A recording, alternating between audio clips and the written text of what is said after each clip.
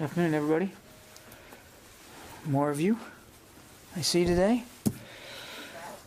You're welcome for that. Okay, a couple things on the top, and then we'll get right at it.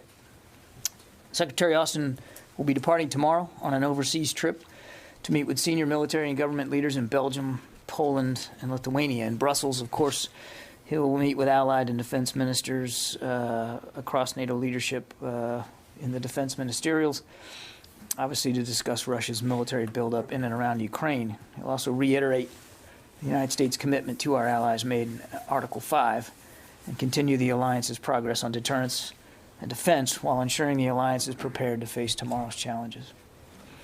In Poland, he plans to meet with the Polish president and the Minister of National Defense to enhance bilateral cooperation and security and deepen the Polish-American partnership, which we believe is vital to addressing today's current threats and challenges.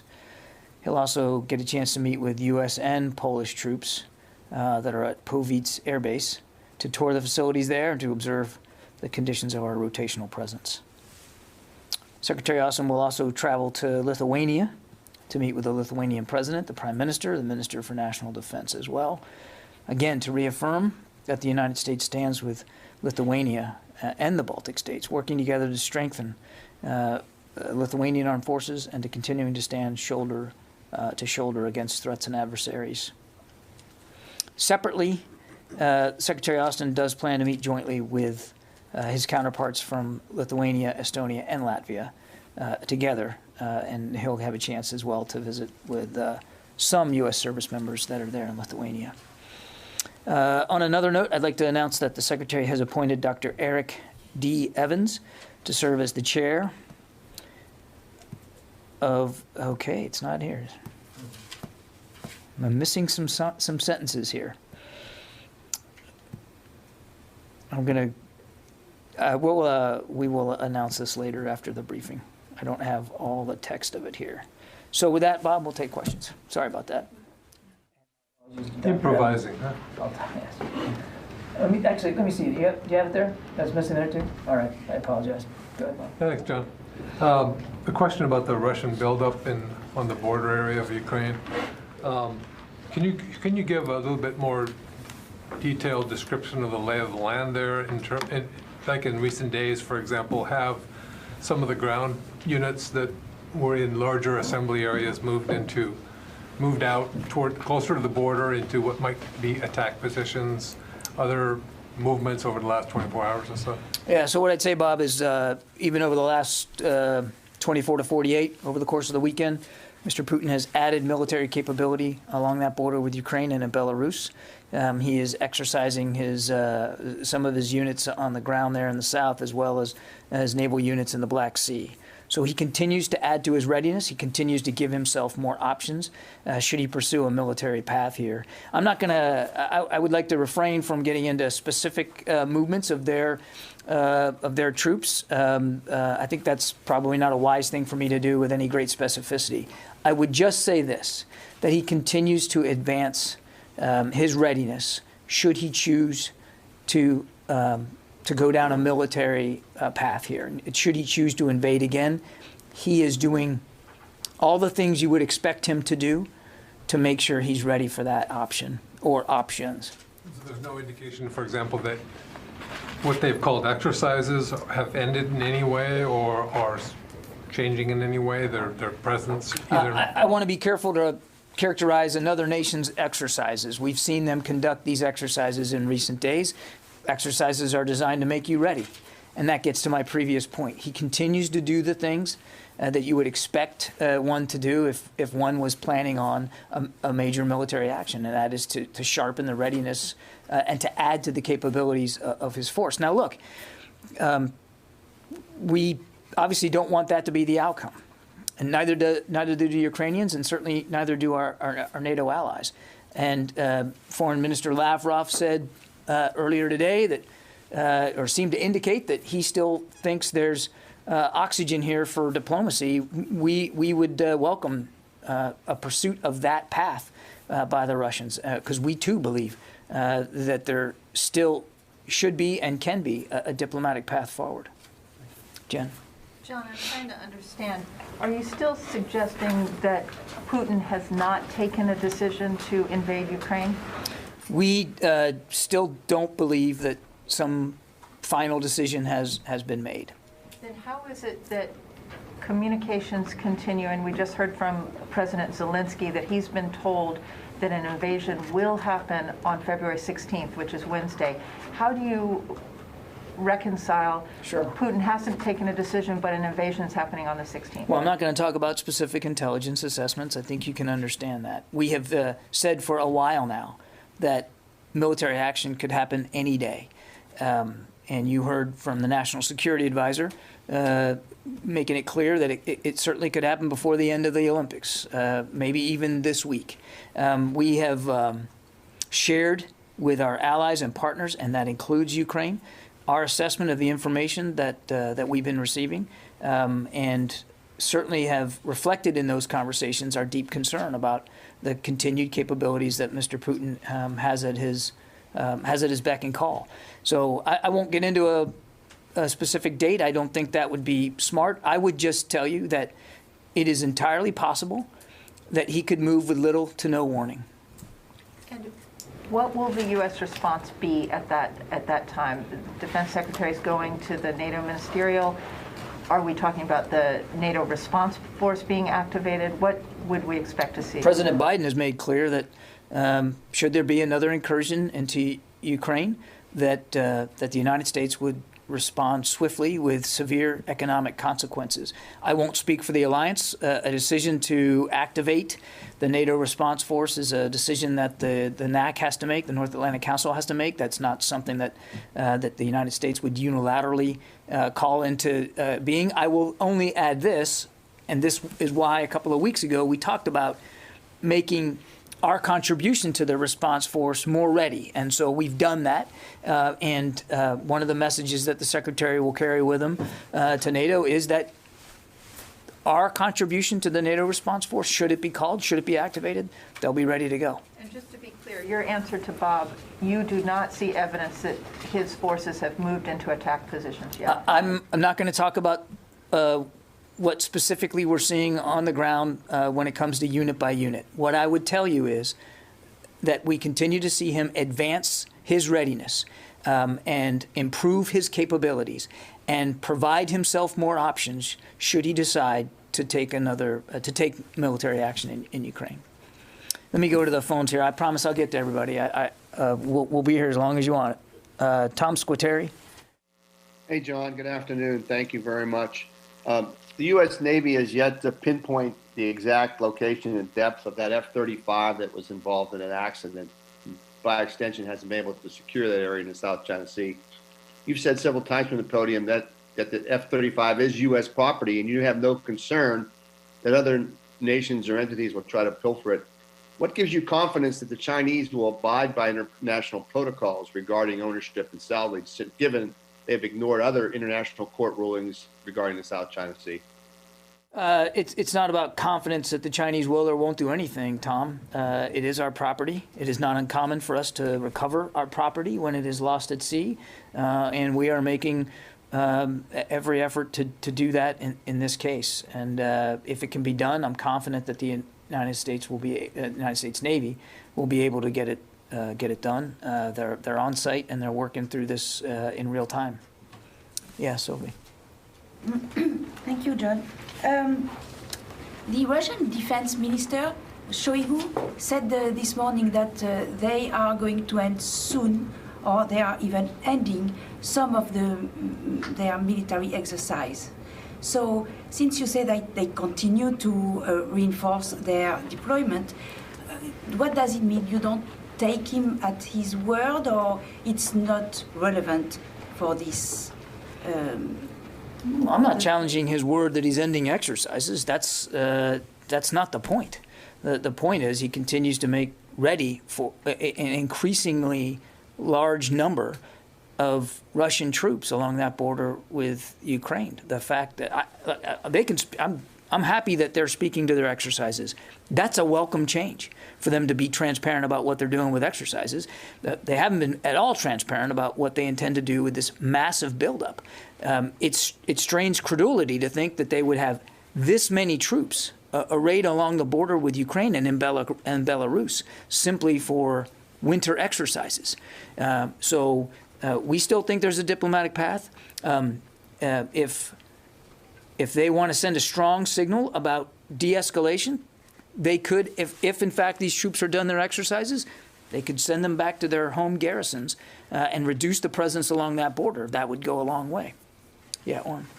John, officials have warned that a Russian invasion would be preceded by a series of sort of preparatory steps: information warfare, cyber attacks, instigation of protests in Ukraine, state media preparing the Russian population for casualties. Are you seeing that? And if so, how specific can you be about what you're seeing?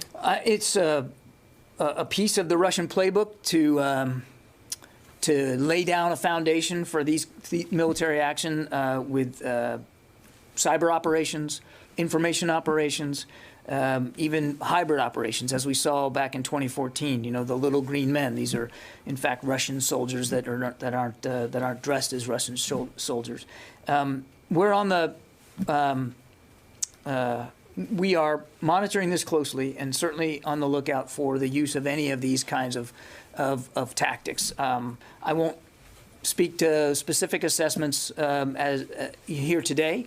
I would just tell you that we're watching this very closely, and it's one of the reasons why, Orrin, that we've tried to be open over the last week and a half, 2 weeks about the potential for these kinds of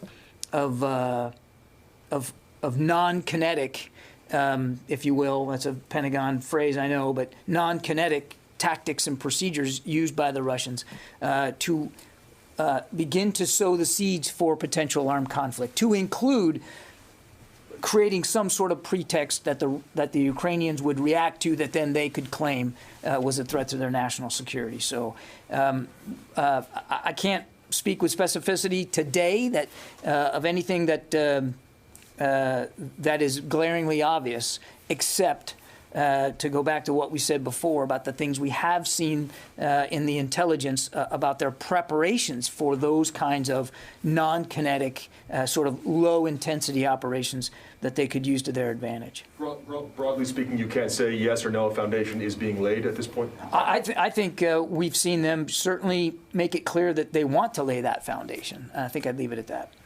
Yeah, Megan. If there is any sort of invasion this week, will that affect the Secretary's schedule at all while he's in Europe? The Secretary is leaving tomorrow morning for Brussels. And the plan is to stay for the entire time, no matter what? We'll have to see, obviously, how things play out. The Secretary's looking forward to his trip. He's looking forward to meeting with these leaders, looking forward to making clear our commitments to our NATO allies. Jim. John, just what role is China playing in this whole Ukraine-Russian aspect? And is the Defense Secretary worried about the role they're playing? We certainly have been watching the at least public burgeoning relationship here between Russia and China. Their February 4th joint statement certainly provided further evidence that China has decided that they're going to stand alongside Russia with respect to what's going on in Europe, and we would say that their tacit support, if you will, for Russia is deeply alarming, and frankly, even more destabilizing to the security situation in Europe. Nancy. I had a question for you about some of the comments the President made in his interview with Lester Holt. He said in that interview that he's, quote, not told about what commanders were observing on the ground in Afghanistan. And I'm just trying to get some fidelity on that, because it would seem to me that the Secretary and the Chairman are tasked with communicating to the President what troops on the ground are seeing. So could you help me understand what responsibility that the Secretary and the Chairman have for the President not getting essential information from commanders on the ground on the final days of the war? Nancy, what I would tell you is throughout the month of August, fact, well before the month of August. There was a very robust, steady, frequent interagency process, decision-making process. I mean, we started thinking about and planning for non-combatant evacuation as far back as April. And we didn't do that in a vacuum. There was ample interagency discussions about that as far back as the spring and all through the summer. And the chairman and the secretary absolutely take very seriously their requirement to provide the commander-in-chief with their best advice about how to proceed forward, about how the situation is changing. And there were many, many opportunities for them to do that, both in terms of larger interagency meetings as well as private sessions that they have weekly with the president. And they've said as much in testimony. I would tell you, because I know what's prompting the question, and I would just tell you that that commanders at the tactical level absolutely were trying to make the best decisions they could in real time under incredibly difficult circumstances. And they were seeing things rightly through their prism in the moment there at the airport. There were other perspectives at a strategic level. And I would tell you that the president has a much bigger view, a larger perspective on what's going on than at the tactical level. And those discussions were happening here in Washington, D.C. And there was, certainly in the month of August, literally daily touches between the secretary and the chairman and leaders on the ground there at the airport. So the information flow was strong. But at no time did the National Security Council try to stop an evacuation or slow it down or gum up the works. The leaders on the ground certainly were working under incredible pressure and certainly, as they gave these interviews for this investigation, doing that honestly, not knowing that these documents were going to be made public, so they were very candid about what they were seeing. At the strategic level, there were different perspectives, interagency perspectives that were also factoring into the decision-making process. But there was no effort here in D.C. To slow down or stop the evacuation. Since I'm on FDS, just to follow, can you tell us what the status is on evacuating the families from the August 29th? Sorry. That work still continues, Nancy. Obviously not at the speed with which we are satisfied, but we haven't lost focus. We haven't diminished our strong desire to get them to safety. It's been 6 months. Do you think it's days away, weeks away, months away? I'd be reticent to give you an estimate. If we had total control, it would have been months ago. But I just don't have an estimate for you. I can just assure you that it's not been forgotten and that there's a deliberate, concerted effort to do the right thing by those family members and get them to safety here in the United States. Yep. Let me go to the phones. Jeff Schogel. Thank you. The United States is certainly taking a number of precautions that indicate it believes war is likely, including closing the embassy in Ukraine. Is there any chance that U.S. troops in Europe is it possible that Europe might be part of the combat zone tax exclusion, in which troops in Europe would not pay taxes on their pay? Jeff, the president has made clear that U.S. troops are not going to be fighting in Ukraine. The troops that we have added to the already 80,000 that are based in Europe are going to reassure our allies and our partners to deter aggression against the alliance, to conduct some joint training. So I know of no decision or no need to change the parameters of the European theater with respect to combat zone tax exclusion. Mike Brest, the Examiner. Hi, Mr. Kirby. Thank you. How many people or how many civilians does DOD now believe were killed in the Abdullah raid? I would tell you, when we briefed this out, we indicated that a total of 7 individuals were killed. Three of them of the 7, of course, were Mr. Abdullah and then his lieutenant on the 2nd floor, as well as his wife, who was in fact a combatant. So of the 7 that we have talked about, we know 3 of them were combatants, and that's the estimate that we have right now. But we have certainly seen numbers higher than that, and we're not in a position to dispute those numbers because we didn't stay on site for more than 2 hours, as was the plan. And we're not going to certainly rule out the possibility that in that explosion on the 3rd floor, additional individuals, whether they were combatants or not, can't say, since that explosion happened before our troops got into the building. But it's not out of the realm of the possible that additional people could have been killed in that initial explosion and buried in the rubble, and we didn't see them. Again, we weren't on site for very long. So 7 is the number that we know of. But we do believe a sense of humility here. We don't know.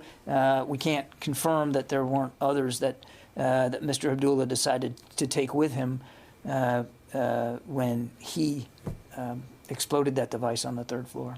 Janie. Thank you, John. President Biden said he would pursue diplomacy and deterrence in the Ukraine crisis and respond jointly with the allies. And South Korea said it supports Ukraine. My question is, what kind of military support does the U.S. want from South Korea as an ally? That is a question for the South Korean government to answer. Should they want to assist Ukraine in a tangible way? Certainly that, I'm sure that the Ukrainians would welcome that. We've noted, and I've said before, that many of our other allies in NATO are also finding ways to support Ukraine, but excuse me, those are sovereign decisions that each nation state has to make for themselves, and I wouldn't get ahead of the South Korean government on this. Yeah. Yeah, Avery. Thanks, John. A couple short Ukraine follow-up sort of questions. Does DoD have any air defense trainers on the ground in Ukraine? No. Does DoD consider a Russian movement into the Donbass a new incursion? Yes. And can you elaborate on what Secretary Austin's thinking was for pulling the Florida National Guard trainers out of western Ukraine? I think we said it quite clearly in our statement. It was an abundance of caution. Again, given the mosaic of the information that we've been getting over the course of the last 48 hours, and the information we continue to receive even as early as today, it is obviously not the safest place for them to be. And so he ordered them taken out of the country over the weekend. Again, abundance of safety and an abundance of caution here. I said, 2 weeks ago when you guys were asking me about this, if and when he believed the safety and security of those individuals was going to be at risk, he would make the decision to remove them, and he did that. Court. There's also another small contingent of other U.S. military in the country, not just the Marines at the embassy, but there's some special forces there. Can you say that as of now, all U.S. military forces that are deployed in Ukraine have been taken out or ordered out? I would tell you that there remains a small amount of U.S. military personnel in support of our diplomats, and they remain in the country. The Marine security guards, is there anyone besides them, though? I'm just going to leave the answer as I said it. Kassim? John, Secretary Austin ordered 3,000 additional troops to Poland. What triggered that decision? You already have deployed 1,700 troops a week ago to the country. What triggered that specific decision? We talked about this at the time. I mean, again, we continue to see a continued buildup of Russian military forces. We continue to consult with our allies, in this case in particular Poland, and it was deemed by both sides that this was a prudent measure, given what we were seeing on the ground, given what our intelligence was telling us, and given the potential need for additional capability in Poland. I would remind you that these 3,000 are still part of the 82nd Airborne. When we announced the first 1,700, I called them an element of, and I didn't rule out the fact that additional 82nd Airborne soldiers would go. The Secretary held them in reserve. He decided that now was the time to send them. And also, just we have seen U.S. F-22s arrived in United Arab Emirates. How do you think these fighters help Emiratis dealing with the Houthi missiles? Is there a plan to kind of join offensive actions against them? These F-22s are going to join a range of joint coalition and allied partner combat air capabilities that are already based across the region. So they're additive to the air power that we have in the region. Jen. Can I just go back to a question that Jim asked? I'm a little confused by your answer. Do you have evidence that China gave its tacit support to Russia during that meeting on February 4th for an invasion of Ukraine? The statement itself reads, in our view, as tacit support. Yeah. Nobody else in the room? Yeah. Matt. Thanks. I know you don't want to get into specific troop number estimates for the Russians. You're right, I don't. Okay.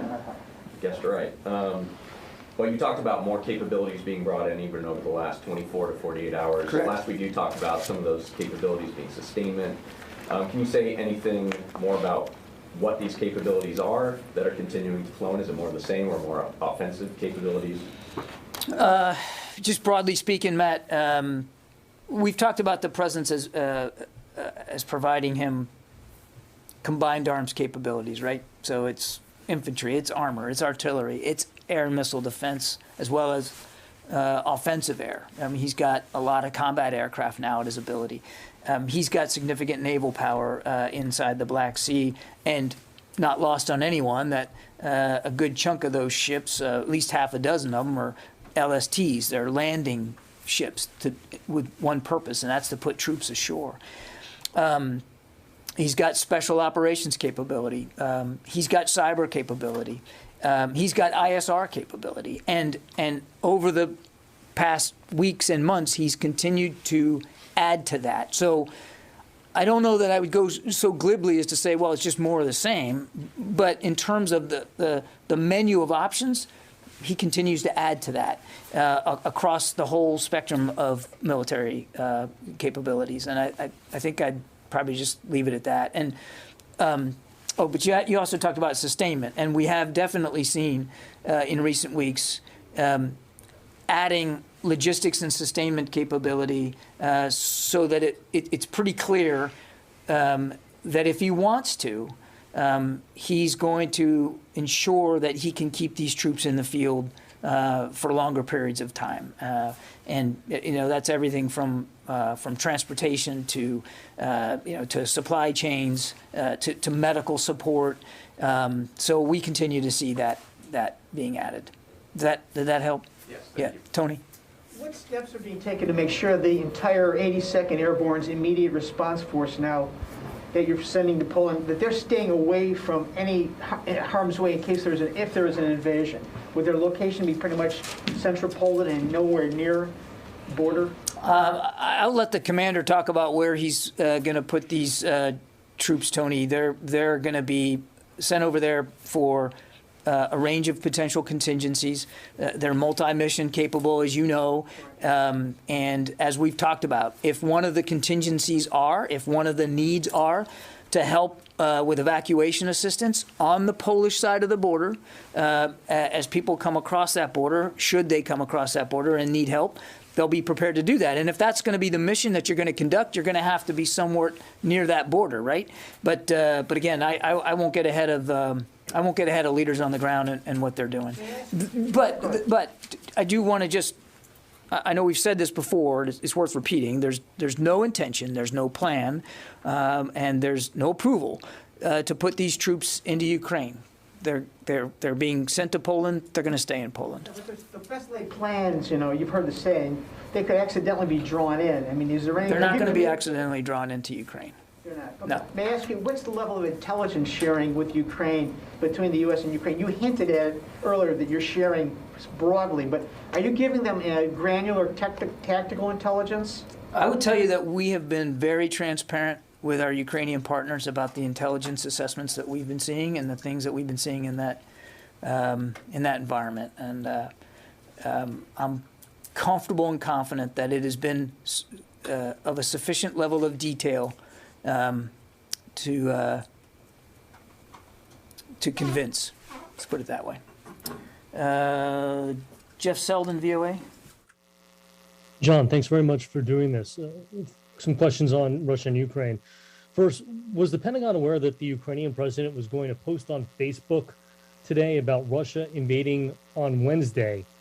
And also, for weeks, you and others in the U.S. government have been sharing information about possible Russian false flag operations, how Russia could launch military action in Ukraine.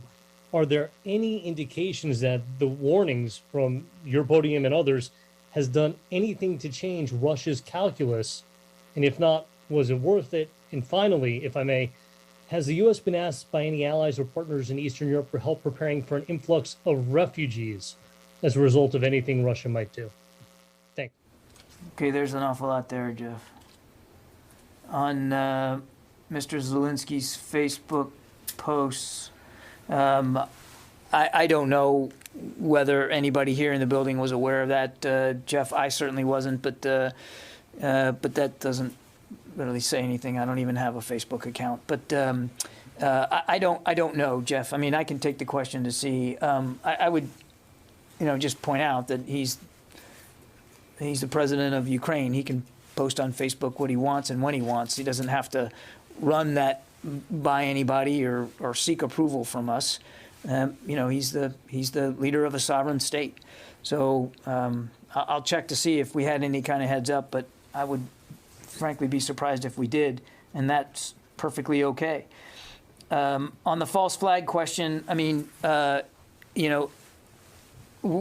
I would just tell you is we continue to see indications in the intelligence that the Russians are exploring that option, and I think I'd just leave it at that. On refugees, the focus of the troops that are going over there, as I mentioned in my answer to, I think it was Matt, that multi-mission capable, certainly assistance with evacuation flow is something that they could do and could do quite well. And they're going to be working with Polish authorities on what that looks like and how they would handle that. I know of no other efforts inside, at least U.S. troops in Europe, to contribute to like operations should they be needed. But obviously, one of the great things about the U.S. military is that it's multi-mission capable, is that it's flexible. And as you heard the Secretary say when he was up here a couple of weeks ago, if that's something we're called on to do outside of Ukraine, we would certainly be able to contribute to that kind of mission. Your question, though, and pardon me for foot stomping again, but it's a good question, but it gets to an outcome here that doesn't have to be. There shouldn't be a need for evacuation assistance. There shouldn't be a need for people to have to flee their homeland because there shouldn't be any invasion of it.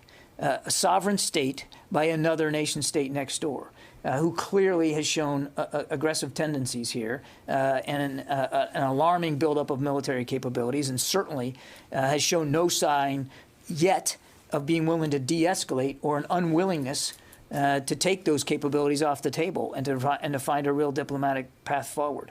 And I think it's important to remember, again, not that this really answers your question specifically, but